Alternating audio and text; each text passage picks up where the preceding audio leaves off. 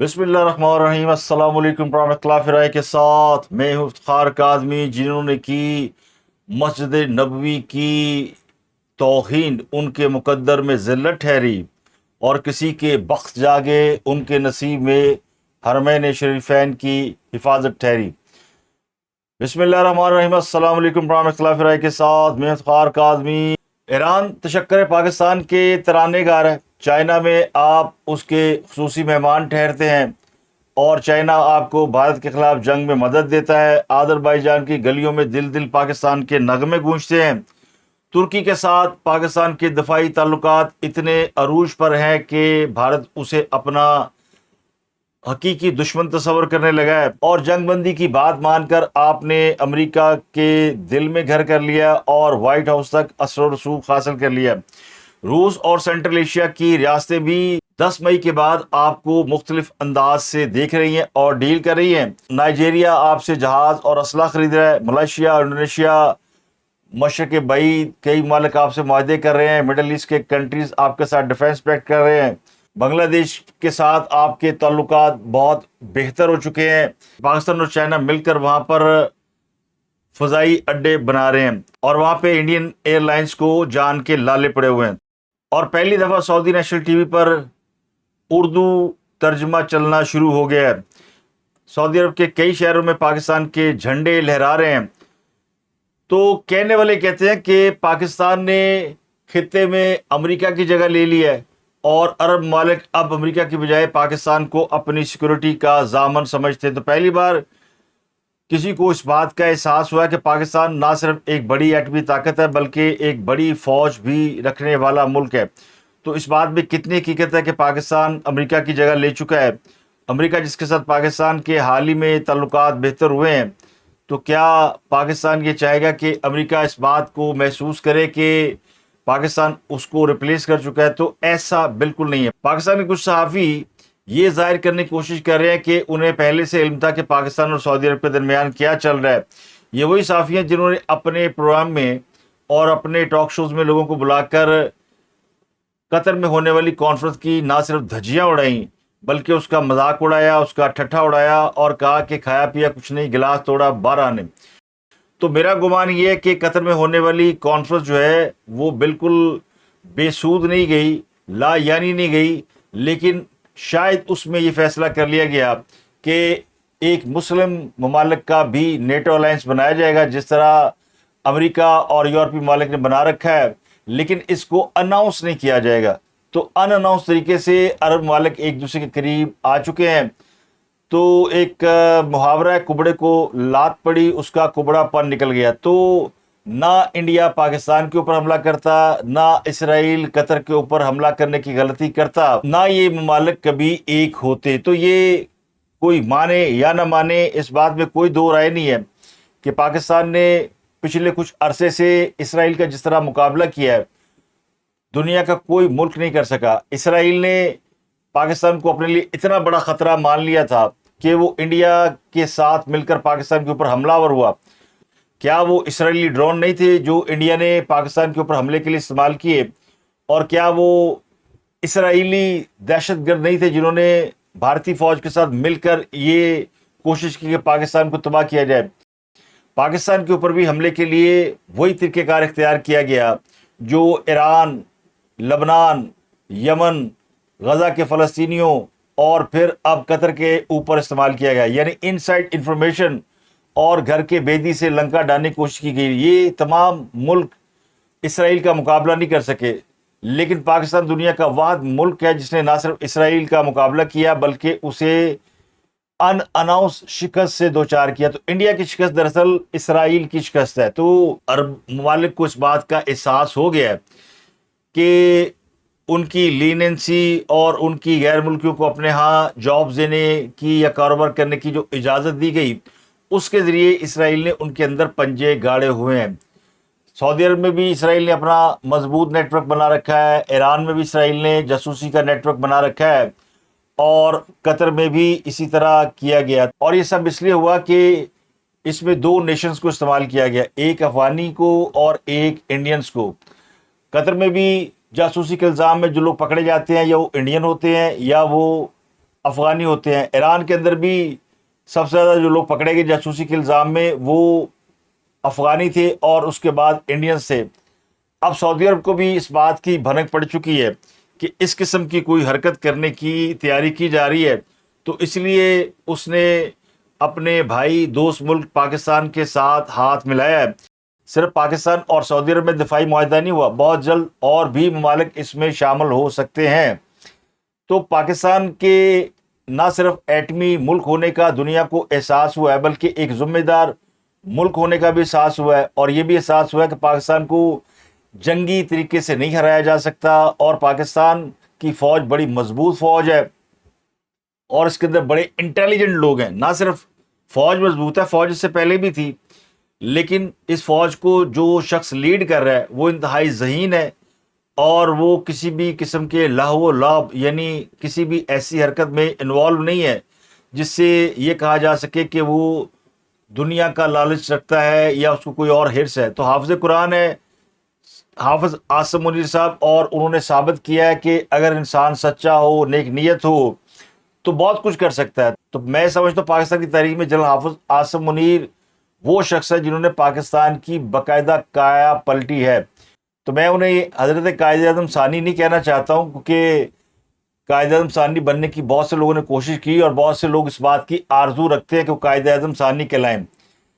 حافظ عاصم منیر اپنی ذات میں ایک الگ انسان ہے, اور دوسرے شہباز شریف جن کو اس بات کے تانے ملتے تھے کہ وہ گڈ کاپ بنے ہوئے ہیں, ان کا بھائی بیڈ کاپ ہے, نواز شریف اگریسو ہے, شہباز شریف جو ہے وہ نیوا نیوا کو چلتا ہے اور اندروں اندر ہی لوگوں سے معاملہ ٹھیک کرتا ہے, جھگڑا نہیں کرتا, مفاہمتی پالیسی لے کر چلتا ہے, مفاہمت کا بادشاہ ہے.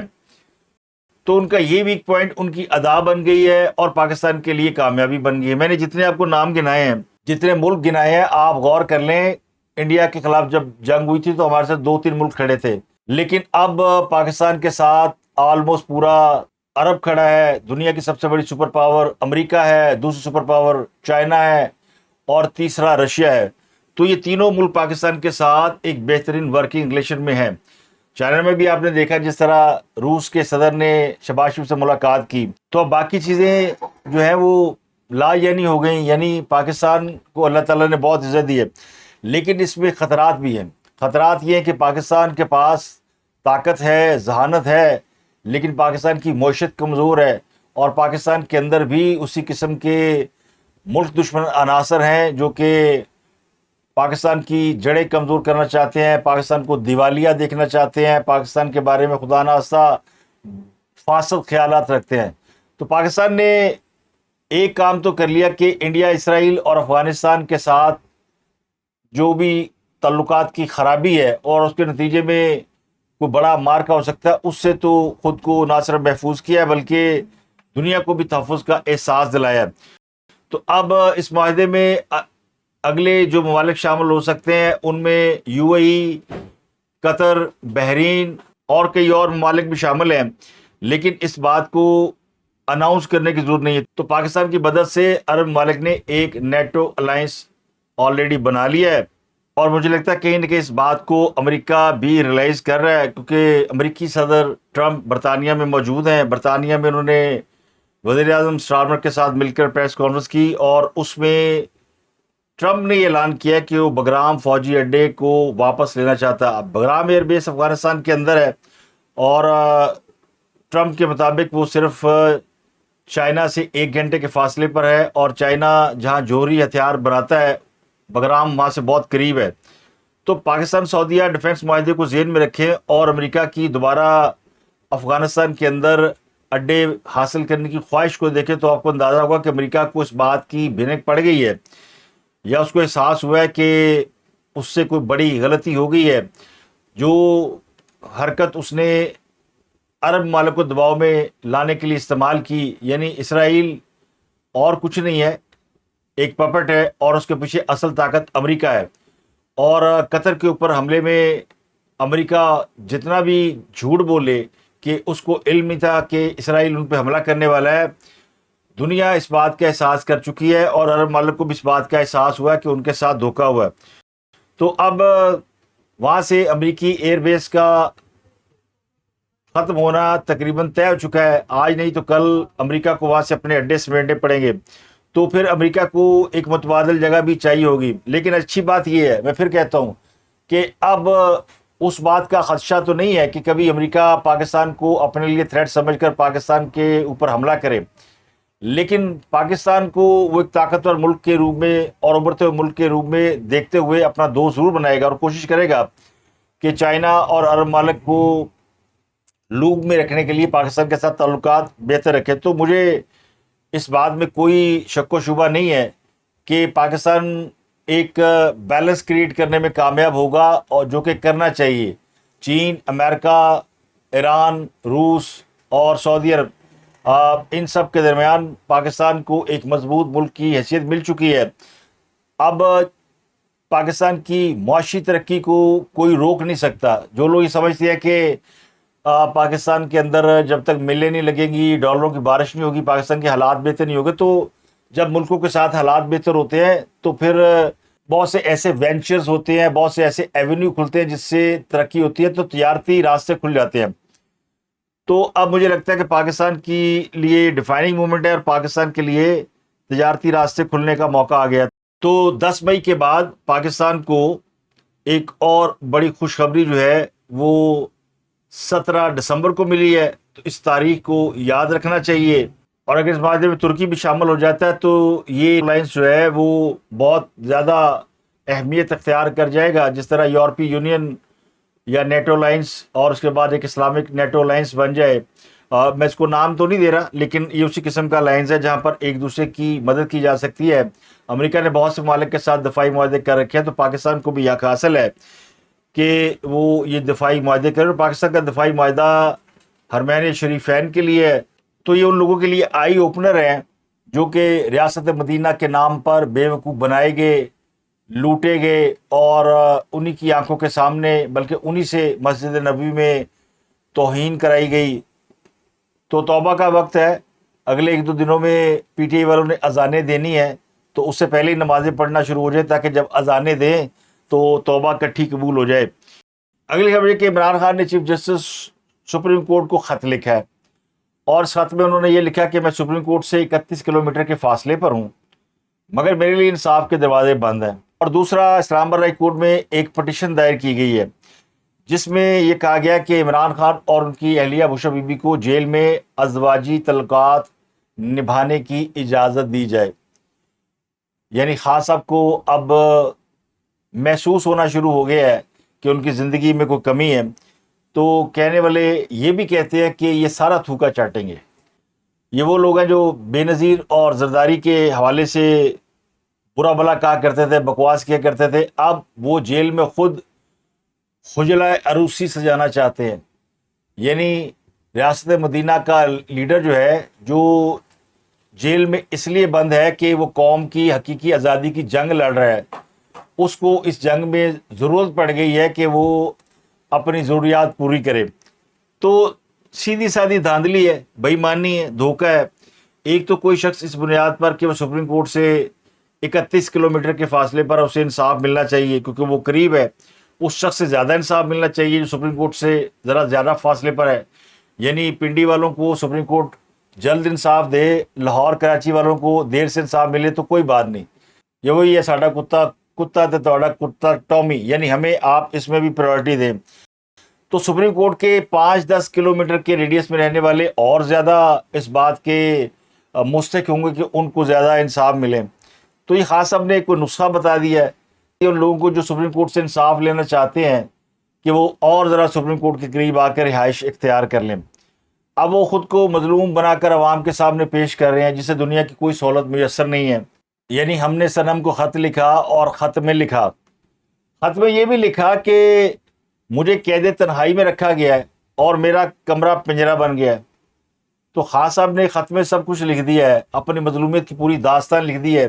बस ये लिखना बाकी रह गया था कि उन्हें जेल के अंदर 1 BHK का कोई फ्लैट अलॉट किया जाए। वो बीवी से ताल्लुकात बनाना चाहते हैं, बच्चों से मोबाइल फ़ोन पर व्हाट्सएप पर बात करना चाहते हैं, बाकी सब ठीक है, बाहर वो आना नहीं चाहते। और रिहाइश उनको ऐसी चाहिए जिसकी खिड़की समुद्र की तरफ खुलती हो। यानी करनियाँ चोरियाँ, मारने डाके, تے منگنیاں سہولیات بلے ہو شکینہ۔ تو تحریک انصاف کے بانی چیئرمین عمران خان جو یہ ظاہر کرتے ہیں کہ اپنی خوشی سے جیل میں ہیں اور وہ کسی کے ساتھ کوئی ڈیل نہیں کر رہے اور نہ وہ کسی کے کہنے پہ جیل سے باہر آئیں گے، وہ کہہ رہے کہ مجھے ساری سہولیات پلیٹ میں رکھ کے جیل کے اندر فراہم کر دیں۔ تو خان صاحب نے ایک بار پھر وکٹم کارڈ کھیلنا شروع کر دیا۔ اب ان کا ایکس اکاؤنٹ کون ہینڈل کرتا ہے اس کی تفتیش ہو رہی ہے۔ NCCIA کی ایک ٹیم 2 روز پہلے تحقیقات کے لیے ان کے پاس گئی تھی، لیکن خان صاحب نے تعاون نہیں کیا، اور جمعرات کو پھر ایک ٹیم وہاں پہنچی اور 3 گھنٹے عمران خان سے ملاقات کی کوشش کرتے رہے۔ خان صاحب نے اس ٹیم سے ملنے سے انکار ہی کر دیا۔ خان صاحب اپنے کمرے دی اندر کنڈی لا کے بہ گئے۔ جیل ذرائع کے مطابق نیشنل سائبر کرائم کی ٹیم عمران خان سے سوالات کے جواب حاصل کرنے کے لیے جیل میں موجود رہی۔ 2 روز قبل جب نیشنل سائبر کرائم کی ٹیم ان سے ملنے پہنچی تھی تو خان صاحب نے کہا تھا سوال دے دیں میں جواب دے دوں گا، تو ایک پرفارما دے آئے تھے۔ آج وہ پہنچے تو خان صاحب نے نہ سوالات کے جواب دیے نہ پرفارما دیا۔ تو تحقیقاتی ٹیم سے تعاون نہیں کرنا اور انصاف کی امید بھی رکھنا ہے اور وکٹم کارڈ بھی کھیلنا ہے۔ مظلومیت کرونا وہ اس لیے رو رہے ہیں کہ انہیں توشہانہ کیس میں سزا کنفرم ہے، یہ ان کو آج سنائی جا سکتی ہے، غالب امکان یہ ہے کہ ایک آدھ دن بعد سنا دی جائے۔ اب ان کی 2 گواہیاں آلریڈی منظر عام پہ آ چکی ہیں جو ان کے ملٹری سیکرٹری نے دی ہے، اس میں ان کی چوری ثابت ہو چکی ہے۔ 2 گواہیاں آج اور منظر عام پر آئی ہیں اور ایسے انکشافات کیے گئے ہیں توشہانہ 2 کیس میں جس نے معاملے کو اور سنگین کر دیا ہے۔ 2 اہم گواہ ان میں سابق پرسنل سیکرٹری انعام اللہ شاہ اور پرائیویٹ اپریزر شعیب عباسی شامل ہیں۔ انعام شاہ وہ ہیں جنہیں بشرا بی بی نے اس بات پر نکال دیا تھا کہ بنی گالہ میں آنے والی اشیاء کی تصاویر بنا کر عمران خان کو بھیجتا تھا، اور بی بی اندر کھاتے کو واردات ڈال لی تھی تو نکال لیا۔ یہ بڑا قریبی آدمی تھا عمران خان کا۔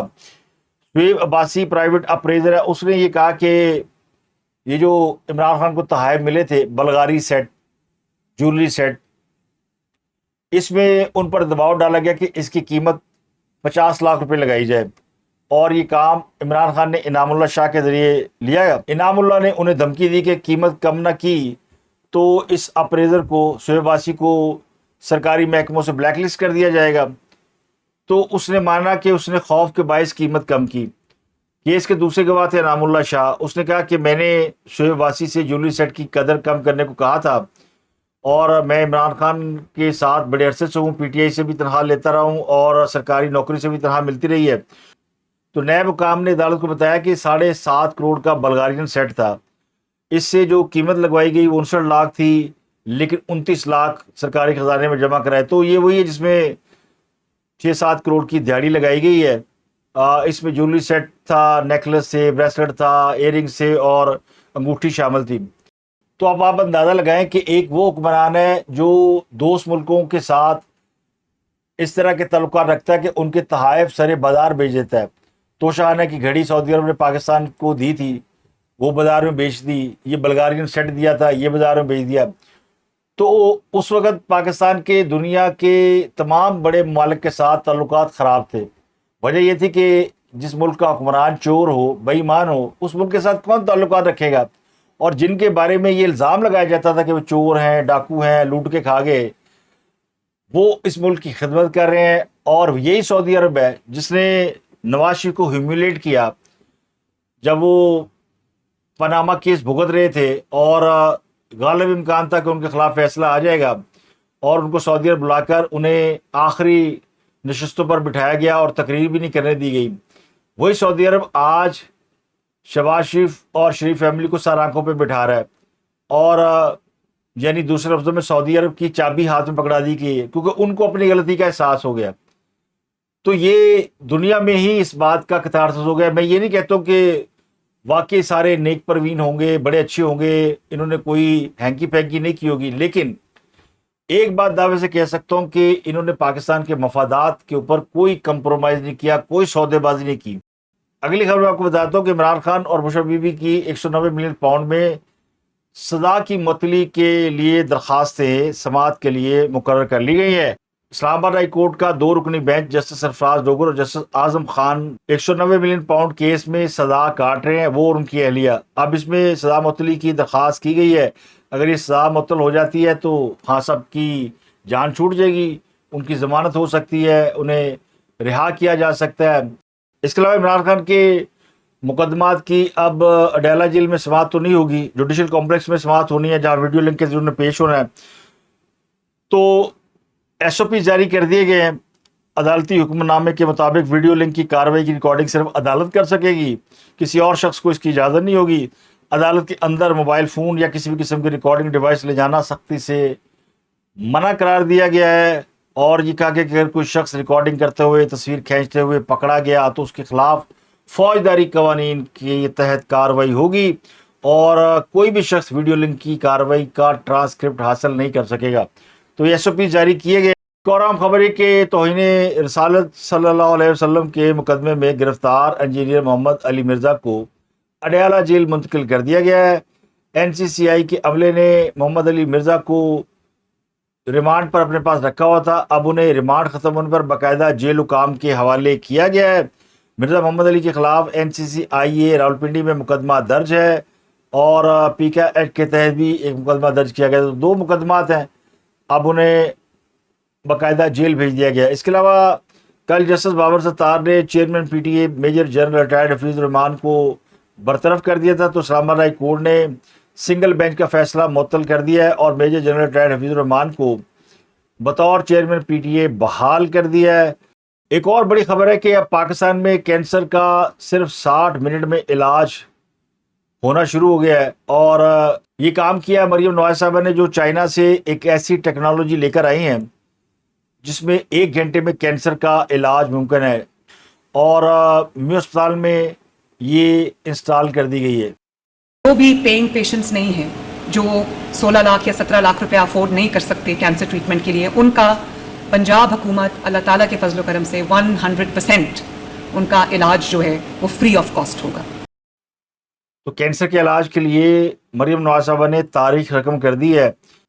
پنجاب ساؤتھ ایشین ریجن میں کینسر ٹریٹمنٹ میں سبقت لے گیا ہے, اور صوبہ پنجاب ساؤتھ ایشیا میں کینسر کے علاج کے لیے کوبلیشن متعارف کرانے والا پہلا صوبہ بن گیا.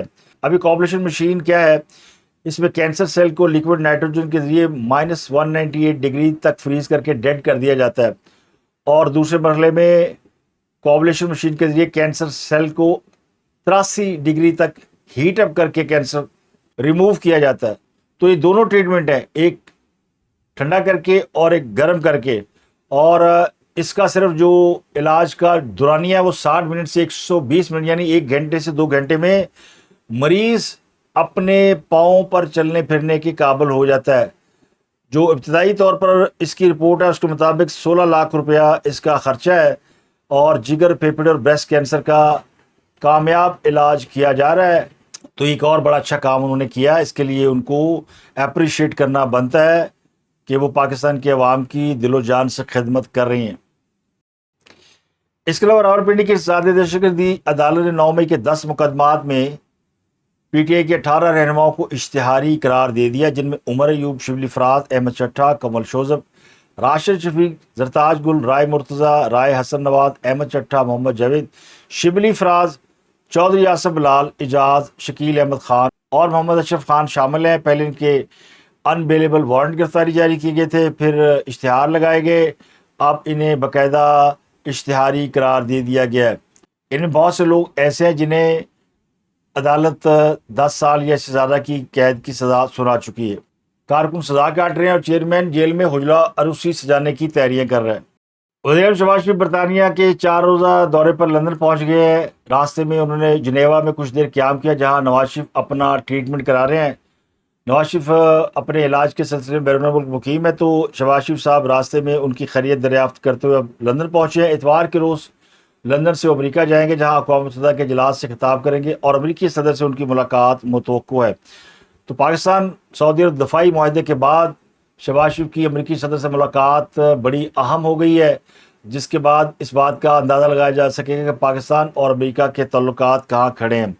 تو پاکستان سعودی عرب کے درمیان ہونے والے دفاعی معاہدے پر بھارت فکر مند ہے, ان کا رد عمل بھی سامنے آیا ہے, تو ظاہر ہے بھارت کو فکر تو ہونی چاہیے. اب انڈیا نے دعویٰ کیا کہ ان کو اطلاعات تھیں کہ دفاعی معاہدہ ہونے جا رہا ہے اور اس پر غور بھی کیا جا رہا تھا.